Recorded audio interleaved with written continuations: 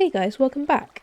As you can see behind me, between episodes I had a bit of a go at doing the exterior for the tower we did before, and I don't like it. It all just feels like it sticks too far out from the tower. I think ideally I want quarter blocks for this to feel right, so this idea just isn't gonna work for me, I don't think. However, I do have a new idea that I want to test out, so let me remove all that real quick and give my other idea a try.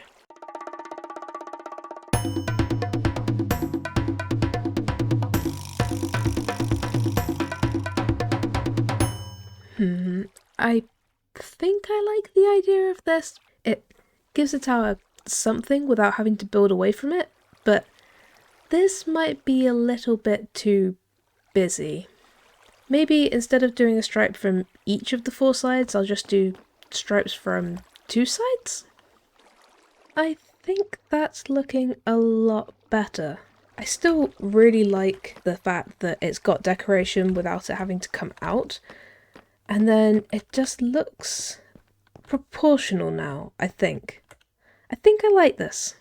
As for the other towers, I think I want each one to be a bit different, but follow the same pattern. Any more spirals we found looks too busy, and any less would, I think, look a bit sparse. So instead, I think I'm going to go with making each one a different colour. In terms of the lore or story of this place, I think that would work quite well. The colours then become both how you tell someone where you live, like, oh yeah, I live on the 3rd floor of green, and also make sense in terms of their decorative element around the mushroom, like each one helping celebrate the vibrancy and culture of the hub. Or at least I think it seems like a cool idea at the moment, so I guess let's get the rest of these exteriors done so we can see how it all looks together.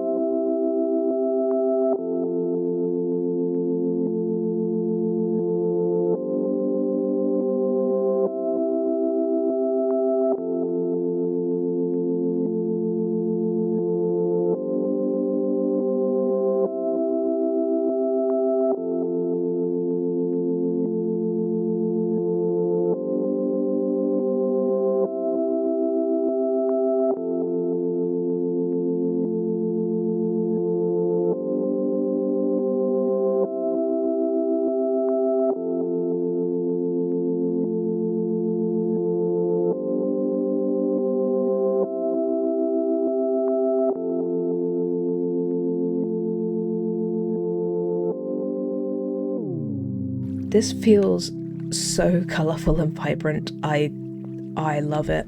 I'm hoping as this place comes together it will really feel like a centerpiece.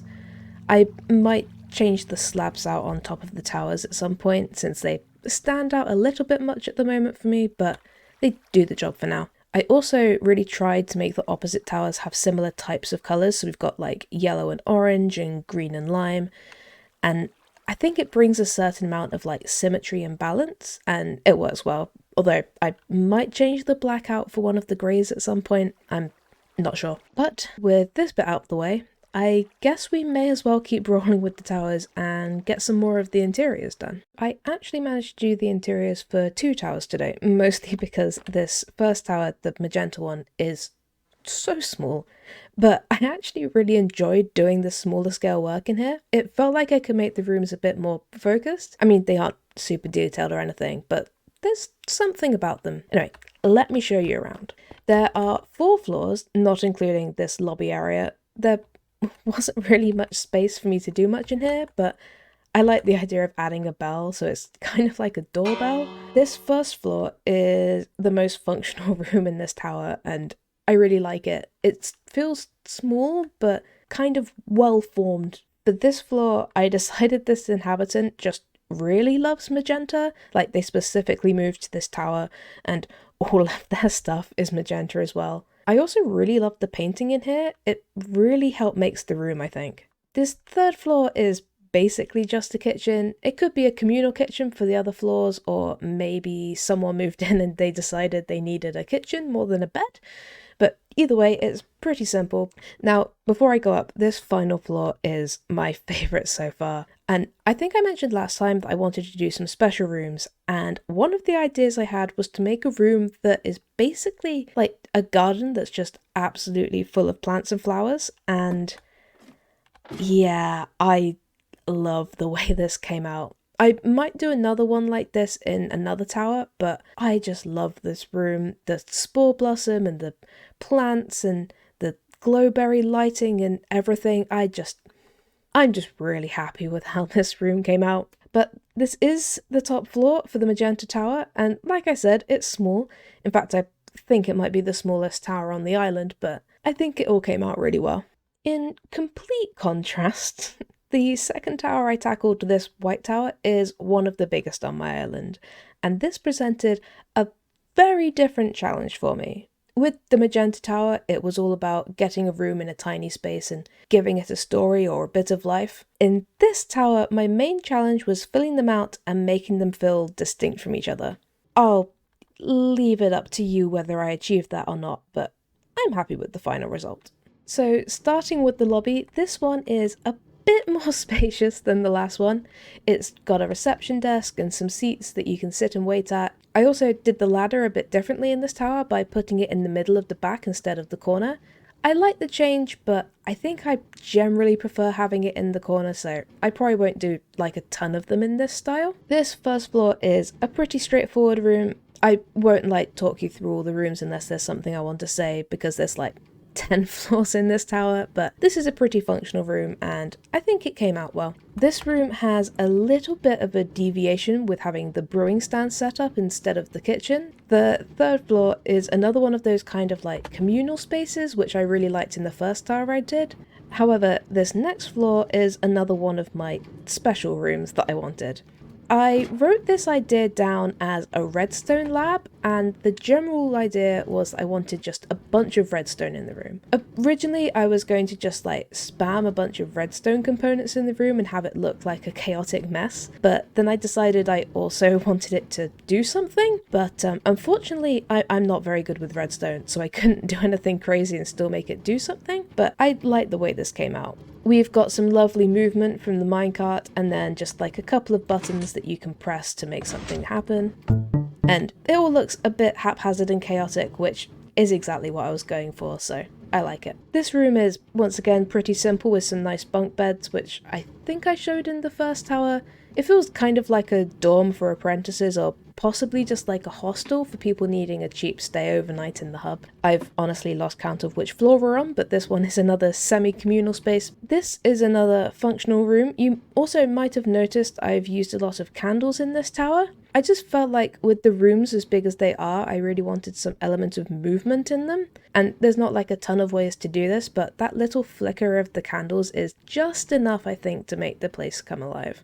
Plus, since we're pretty much always seeing it from inside the room, you don't have to deal with like the render distance of the flame, which can be a pain at times. I don't know what it is about this room, but I really like it. This wasn't even one of the ideas that I wrote down. I just started like placing chests and barrels, and it turned into like a mini chest monster, and I just really like it. It feels kind of like an attic or the workspace of some like chaotic genius. Now this is an idea that I did write down. In fact, I'm pretty sure it's one of the first ideas I wrote down. I just really wanted an aquarium in one of these towers, and it came out so good. Originally, I wanted it to be its own floor, but the water was dripping through the slab floor, so I decided to just change it out for glass and have a little viewing area underneath. It came out so cool and colourful, and there's like 17 different tropical fish or something in here that I caught in my underground cave that you saw last episode, and I just really, really like it. And finally, we have the top floor, which for some reason I decided would be kind of dark and mysterious. I don't really know why, but I like the vibe in here and I think it came out pretty cool. But that's the second tower. I'm really enjoying these interiors, so hopefully we can get a couple more done in the next episode. However, today I want to switch gears a little bit. I want to get a villager breeder set up here in the end. I know, I know, I hate moving villages, and this is just asking for trouble. However, I said before that I really want villagers in this place to make it feel alive and for them to work in the various quarters I'm going to be building outside.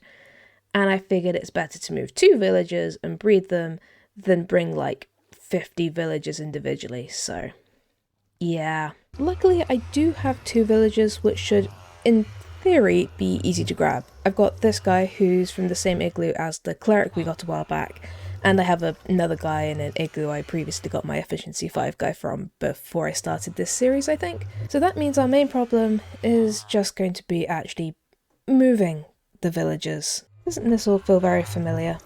I haven't even considered how I'm going to get him into the portal when we get there. Why am I doing this to myself? Come on, guy. No, don't make me put you back in the boat. Haha! You fool, you fell for my trap. What are you doing? Stop staring at the wall. You want the stone cutter? Thank you. Up the stairs. Yep. You just need a little push. Perfect. Okay, that was, surprisingly easy. Hopefully this will be nice and painless. I love moving villages. It's the best. Although, to be fair, these 2 haven't been too bad so far, but I've probably just jinxed it. Okay, guy. You really want that stone cutter. You might not know it, but you do. I'm gonna have to make a cauldron just for you to actually do anything. You want to be... well, okay. You want to be a stone mason. You don't want to be a stone mason, do you? Okay, fine. Please don't die. Hey guy, you want to be a leather worker? Oh. Okay. Please tell me that when it's daytime you just appear in the middle. Any moment now. Well, wake up and definitely go into the middle. Nope.